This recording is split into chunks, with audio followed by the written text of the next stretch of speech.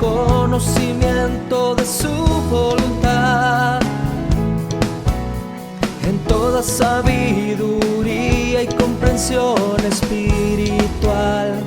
Oh, oh. Llevando fruto en toda buena obra,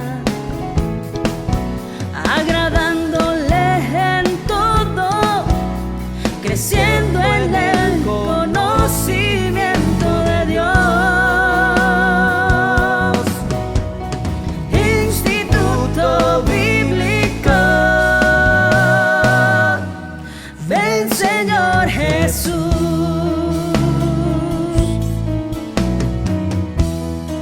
Estableciendo la cultura del reino con la palabra de Dios, instruyendo nuevos discípulos. Instituto Bíblico, ven Señor Jesús. Hola, bendiciones amados hermanos, te saluda el pastor Juan Carlos Lima. Qué bueno que te hayas conectado. Estamos ya en la lección número 3 de este curso titulado Las Epístolas Paulinas. Hoy vamos a entrar a lo que es la epístola a los romanos, amado hermano.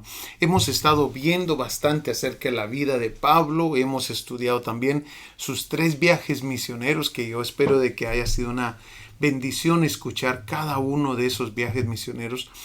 Pero ahora vamos a entrar a sus epístolas. Estas próximas lecciones nos vamos a enfocar en sus 13 epístolas, comenzando con esta a los romanos. Pero, ¿qué te parece si comenzamos con una oración y le pedimos al Señor su ayuda? Inclina tu rostro, cierra tus ojos, vamos a orar. Padre, te queremos dar las gracias por tu palabra, Señor. Queremos pedirte en este momento de que tú nos bendigas con tu palabra, con el entendimiento a tu palabra. En el nombre poderoso de Jesús. Gracias, Señor amado. Amén y amén. Comencemos entonces, amados hermanos, viendo la epístola a los romanos. Y algunas cosas que tenemos que saber es, por ejemplo, Pablo, el autor de esta epístola. Él no llega a Roma en este momento que escribe, sino que llega mucho después y llega en otra condición, no la que él esperaba. Llegó a Roma como prisionero. La fecha es probablemente el año 56 y Pablo, como lo había repetido, Pablo todavía no había visitado Roma en ese momento. Ahora, ¿desde dónde o de dónde se escribió esta epístola a los romanos? Desde Corinto, eso es lo que creen la mayoría de estudiosos. Desde Corinto, cuando Pablo iba a visitar Jerusalén. Miremos ahí en Romanos capítulo 15, versículo 25. Capítulo 15, versículo 25, que se nos dice así. Mas ahora voy a Jerusalén para ministrar a los santos. O sea, está en un lugar donde él va a ir a Jerusalén.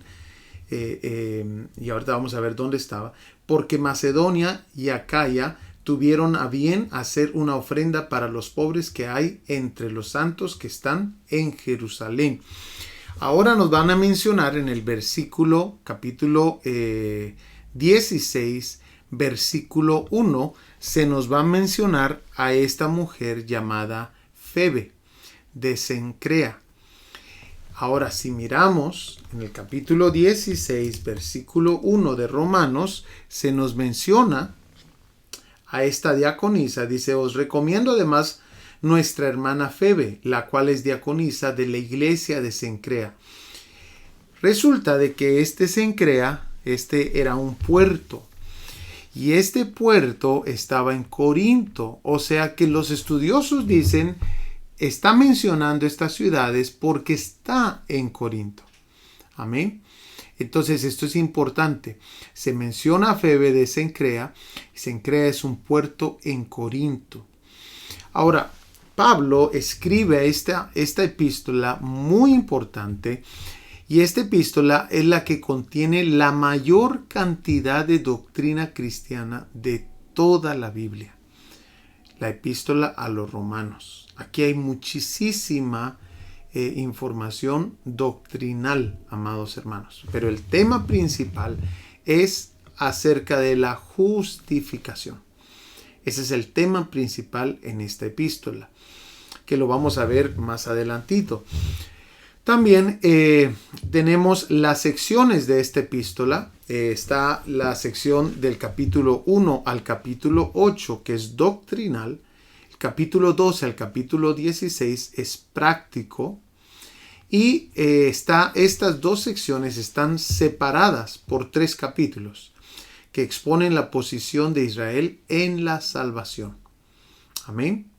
Ahora, vayamos a algunas otras cosas que necesitamos saber. Entonces, esta epístola es una donde vamos a aprender muchísimo, amados hermanos. Amén.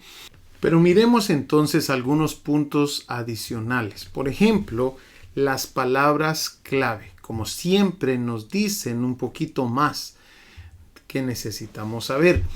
Las palabras claves en esta epístola a los romanos una es ley. 79 veces aparece esta palabra aquí en Romanos, ley.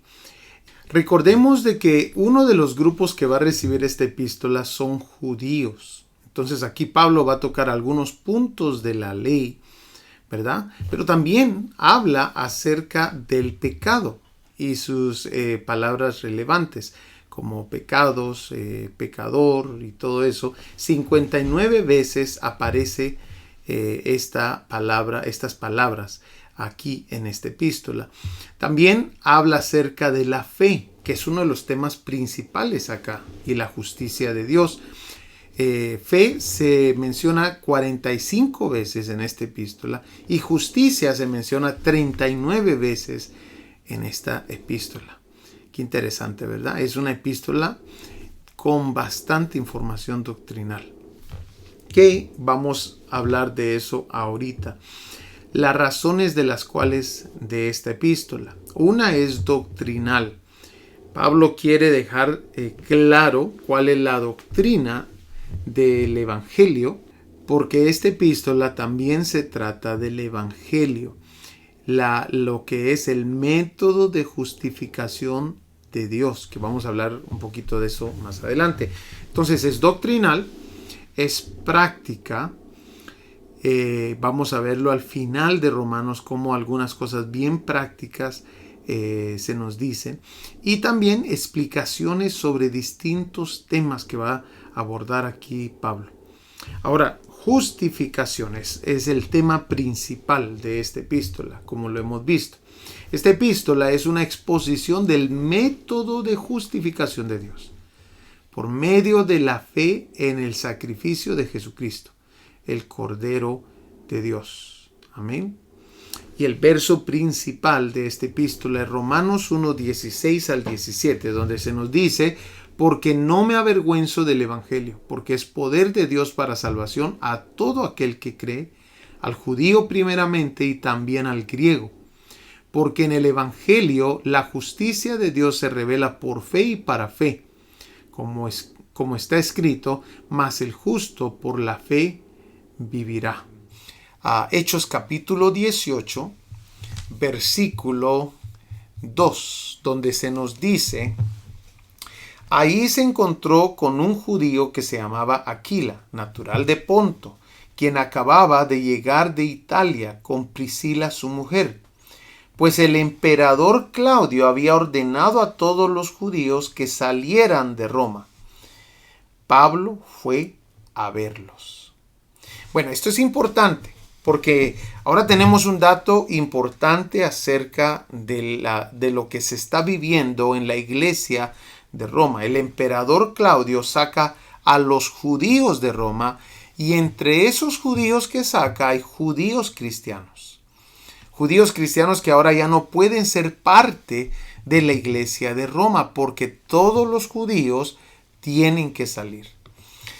Y en este tiempo la iglesia de Roma se compone enteramente de gentiles por varios años.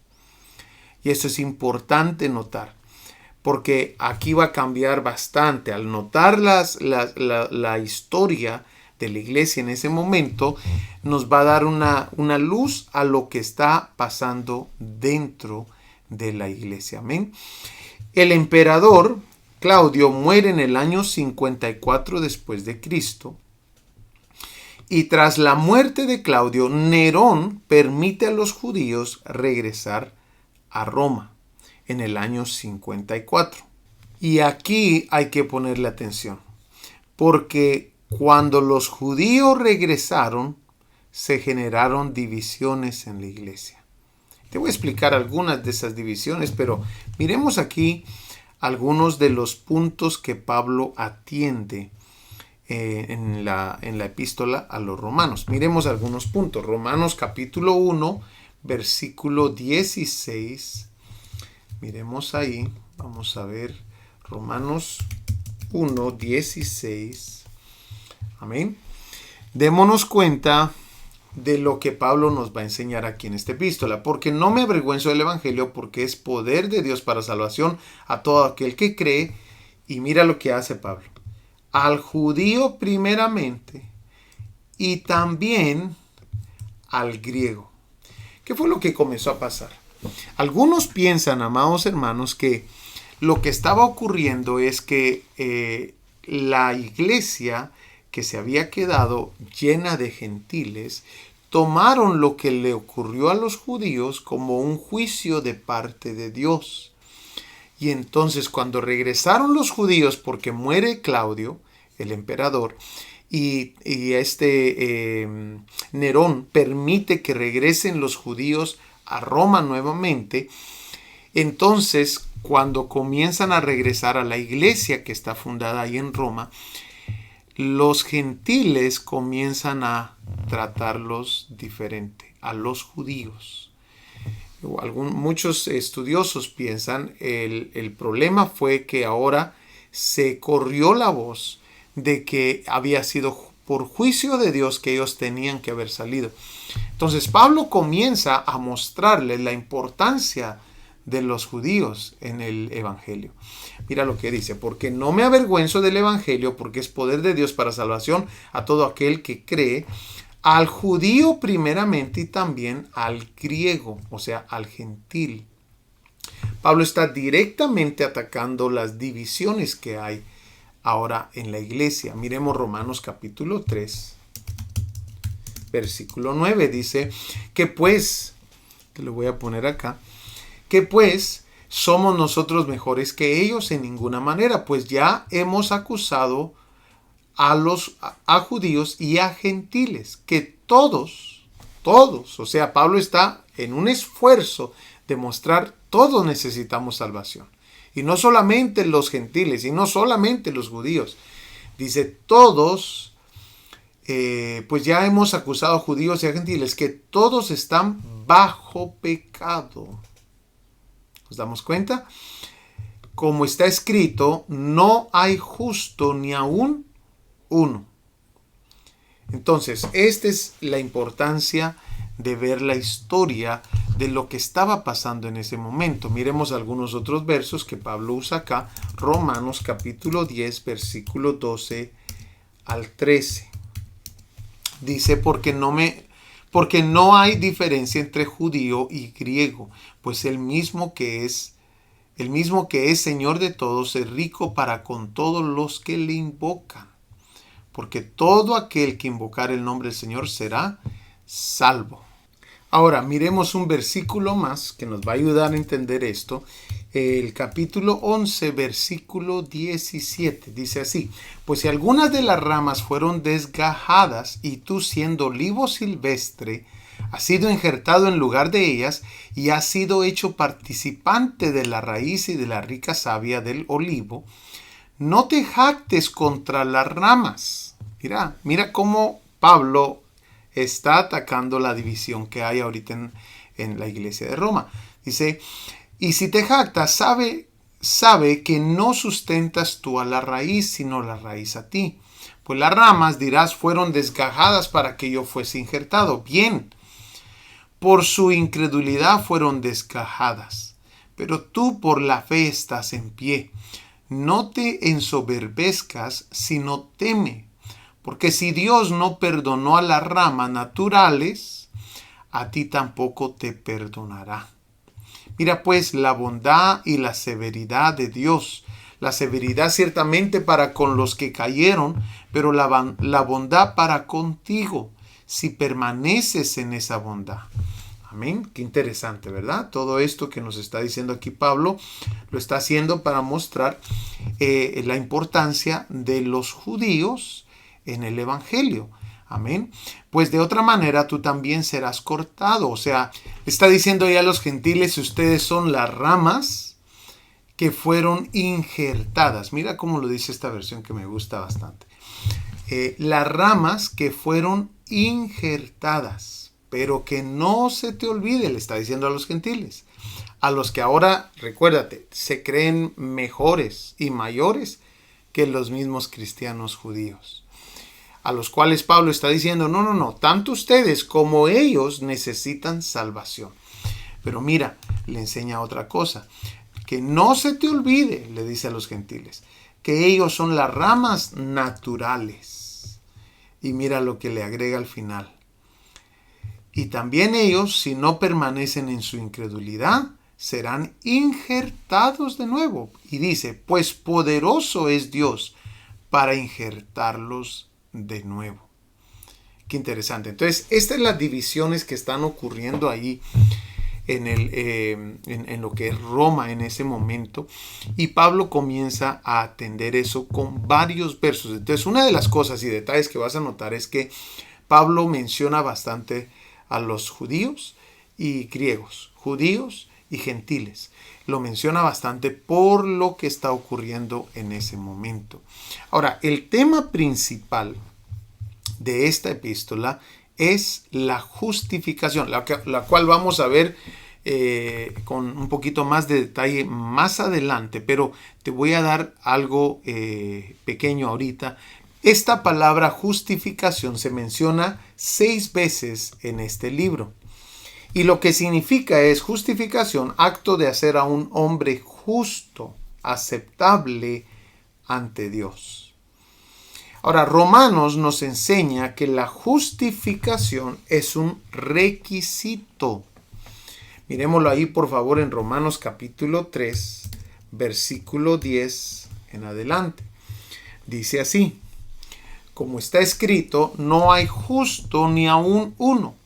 No hay quien entienda, no hay quien busque a Dios.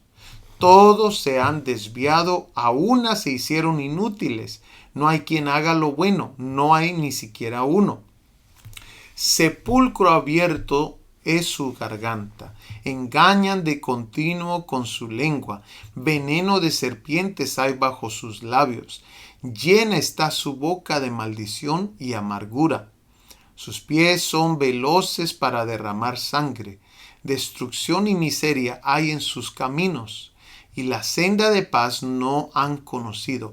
No hay temor de Dios delante de sus ojos. Entonces, la justificación es importantísimo. Mira lo que dicen los últimos 2 versos. Ahora bien, sabemos que cuando dice la ley, lo dice a los que están bajo la ley, para que toda boca se calle y todo el mundo sea hecho responsable ante Dios.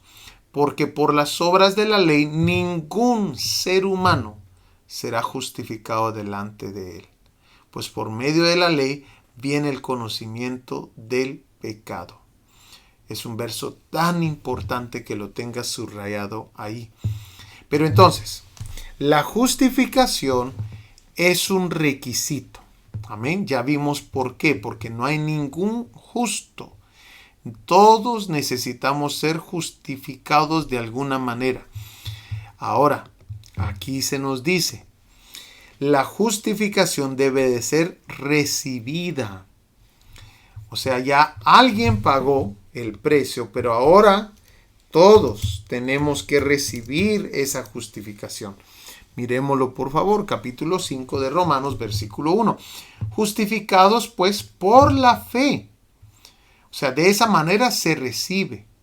Tenemos paz para con Dios por medio de nuestro Señor Jesucristo, por quien también tenemos entrada por la fe a esta gracia en la cual estamos firmes y nos gloriamos en la esperanza de la gloria de Dios. Entonces, ahora sabemos el medio. El medio es por medio de la fe.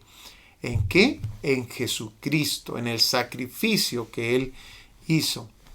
Pero también nos vamos a dar cuenta que la justificación nos reconcilia con el Padre y nos libra de la ira venidera. O sea, es tan importante. La justificación es un requisito porque todos han pecado.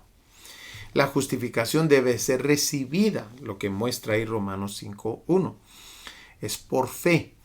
Y la justificación nos reconcilia con el Padre. Vayamos ahí al versículo 9, 5:9. Dice así: pues mucho más, estando ya justificados en su sangre, nos damos cuenta, ahora nos están diciendo cómo se justifica a la persona. Por él seremos salvos de la ira. Porque si siendo enemigos fuimos reconciliados con Dios por la muerte de su Hijo, mucho más, estando reconciliados, seremos salvos por su vida. Entonces, ¿de qué somos salvos?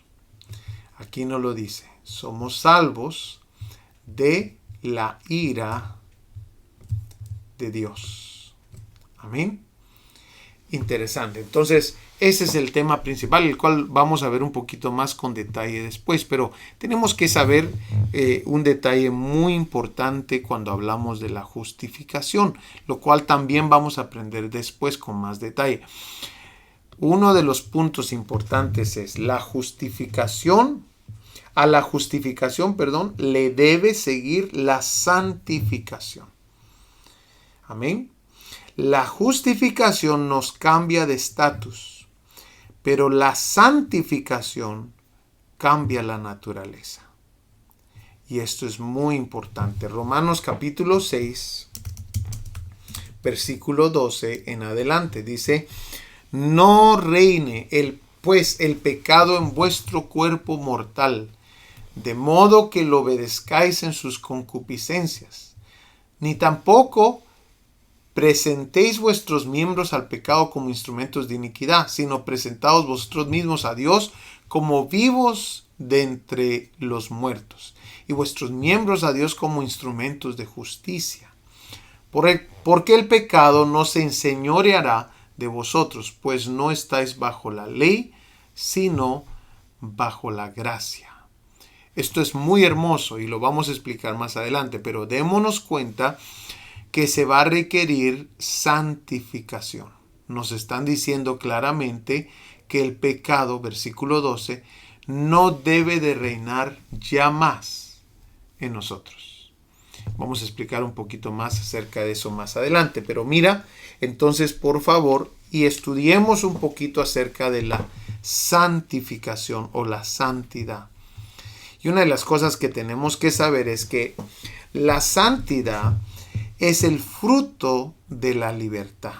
Capítulo 6 de Romanos, versículo 22 nos dice: pero ahora, habiendo sido libertados del pecado, o sea que todo aquel que cree en Jesús es libertado del pecado. Ya el pecado no debe de gobernarlo.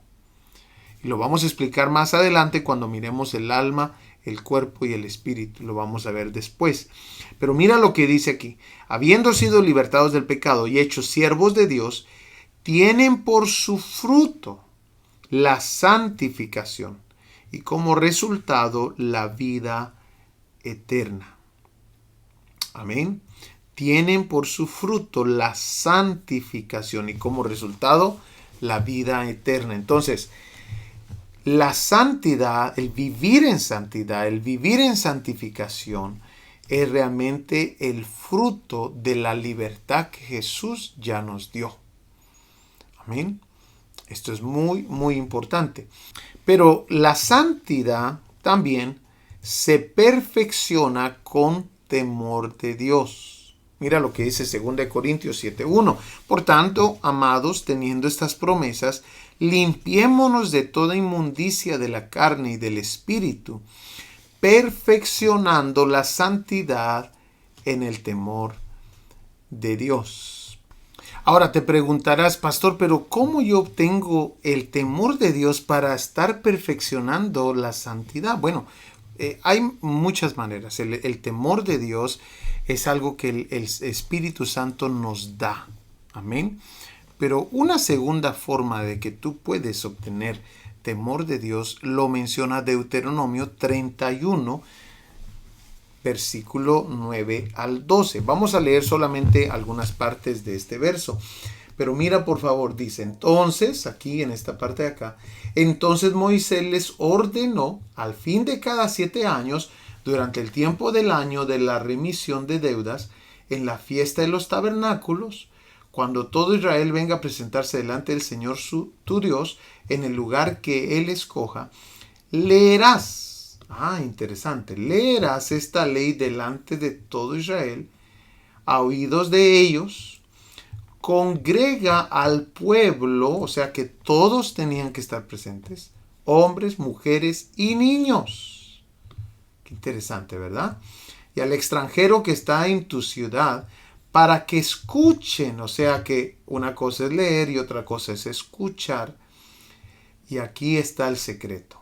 Al leer los 5 libros de Moisés, que era entonces lo que ellos estaban refiriéndose, aprendan a temer al Señor tu Dios y cuiden de observar todas las palabras de esta ley. Esta era la manera que se enseñaba a temer a Dios. En este momento lo único que ellos tenían eran los 5 libros de Moisés. Y en Deuteronomio, Moisés le está diciendo al pueblo, van a leerlo cada 7 años completo, el Pentateuco. Vas a llamar a la congregación hombres, mujeres y niños. O sea, hermano amado, eso de que no llevo al niño a la iglesia porque se aburre. Hermanos amados, ahí nadie tenía opción de decir el niño se quedó en casa porque no se pudo traer los juguetes, nada de eso. Cada 7 años ellos leían y hasta terminar los 5 libros de Moisés, ellos se podían ir a casa. Entonces, esto es interesante porque de esta manera el pueblo aprendía temor de Dios. Ahora, esto nos ayuda a nosotros como cristianos, como hijos de Dios ahora, porque nos están diciendo acá, amados hermanos, que la santidad se perfecciona con el temor de Dios. Entonces el temor de Dios en la vida del creyente es muy importante. Ahora vayamos al tercer punto. Y el tercer punto nos va a decir, el Espíritu Santo es el agente de la santificación.